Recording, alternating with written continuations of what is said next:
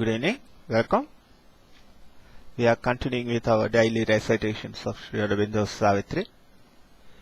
We have come to Canto 3, the Yoga of the Soul's Release, Book 1, the Book of Beginnings. We have come up to the verses 135 through 140. The bounded mind became a boundless light. The finite self mated with infinity. His march now soared into an eagle's flight.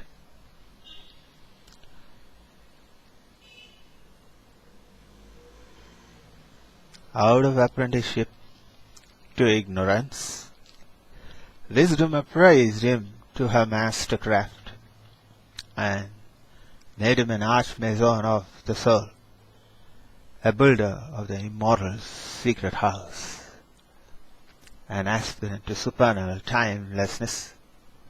Freedom and empire called to him from on high, above mind's twilight and life's starlit night. There gleamed the dawn of a spiritual day. As so he grew into his larger self, humanity framed his movements less and less. A greater being, so great a world, a fearless will, for knowledge dared to erase the lines of safety. Reason draws that bar. Minds soar, souls dive into the infinite. Even his first steps broke our common earth bounds, and loitered in a vaster, freer air. In hands sustained by a transfiguring might, he caught up lightly, like a giant's bough, left slumbering in a sealed and secret cave, the powers that sleep unused in man within. He made of miracle a normal act, and turned to a common part of divine works.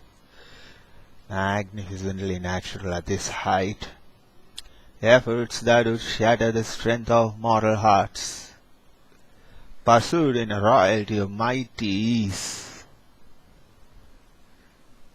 aims too sublime for nature's daily will. The gifts of the Spirit crowding came to him. They were his life's pattern and his privilege. A pure perception lent its luce and joy. Its intimate vision waited not to think.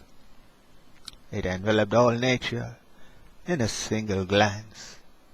It looked into the very self of things.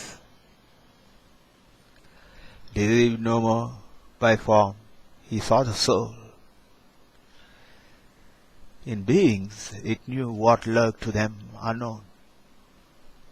It seized the idea in mind, the wish in heart. It plucked out from greyholes of secrecy the motives which from their own side men hide. He felt the beating life in other men invade him with their happiness and their grief, their love, their anger, their unspoken hopes, entered in currents or in pouring waves into the immobile ocean of his calm. He heard the inspired sound of his own thoughts, re-echoed in the vault of other minds. The world's thought streams travelled into his skin. His inner self grew near to others' selves, and bore a kinship's weight, a common tie, yet stood untouched, king of itself, alone. A magical accord, quickened and attuned to ethereal symphonies, the old earthly strings. It raised the servitors of mind and life, to be happy partners in the soul's response. Tissue and nerve were turned to sensitive chords, records of luster and ecstasy. It made the body's means, the spirit's acolytes.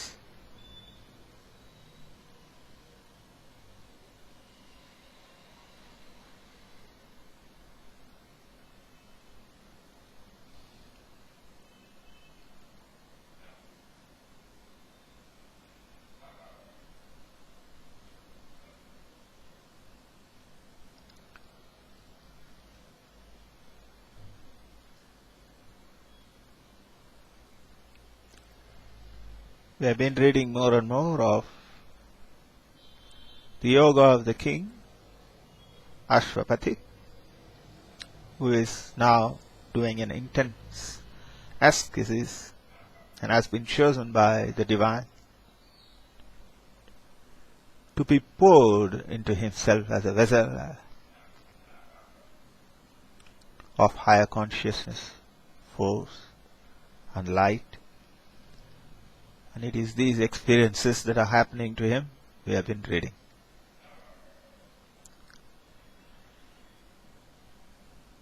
For those who would like to get a more clearer understanding of Savitri, there are some volumes by Madhav Punit, MP Pandit, who was a secretary to the Divine Mother, and his books would be helpful. But the understanding of Savitri is a continuously evolving process. Thank you.